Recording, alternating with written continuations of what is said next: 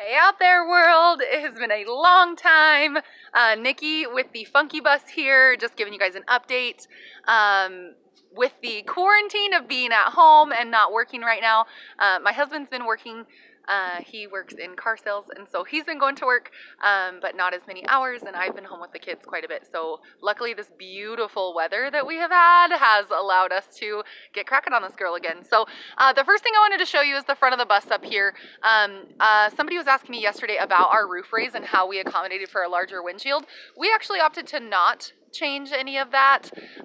We actually made our cut up here right above the windshield, and then placed our additional metal above it. So our windshield is the same size as it was previously. As we walk inside the bus here, I will show you kind of what that space is going to turn into. So yeah, here goes nothing. Gotta love some good echo in here too. So, hey. So this is that same, hopefully it's not too dark. This is that same area from the inside of the bus. So it's going to end up being overhead storage up here, like some little compartments where we can store some things. So that's what's up with that.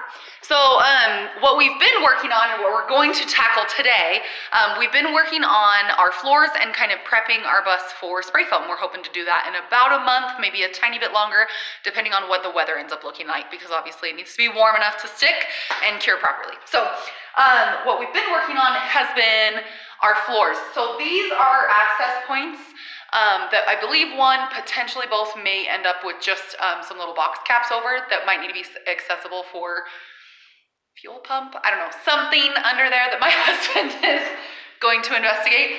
And then the rest of the holes in the floor and everywhere that we had like heavier rust or issue, we've reinforced. So we actually have cut out any diseased metal and secured new pieces of metal here. And then there, of course, with bus seats, there are attached somewhere. Everywhere we had a bus seat attached, we had a tiny little hole in the floor. So this is what we came up with as the easiest way. I'm sure you love this footwear too, pretty hot. This is what we came up with to remedy all the little tiny holes that were all on the floor. So me and the kids actually were able to complete that in the last couple days, which has been awesome. And then what we have on the docket today is my husband will be building boxes to go over our wheel wells. So over one wheel well, that will be part of like our bathroom storage. Over the other wheel well in the back, that will be pantry on one half, our closet on the other half, and then these two front wheel wells will actually live underneath our kids' bunk areas on both sides. So we are creating boxes for those today, and then the next step after that, we kind of have a two-part. I'm kind of in charge of the exterior. I'm going to be using a product called Gluvit, which I found because I saw a guy do some aluminum repairs on a boat with it. I'm going to be using Gluvit on the exterior to cover up everywhere that we have a rivet to make sure that it's watertight pre-spray foam. And then my husband will be beginning to do not like framing of walls that come into our bus, but the framing that will exist on the walls to build that off of. He will be working on that after the wheel well boxes are done. So that's the plan. That's what we going on.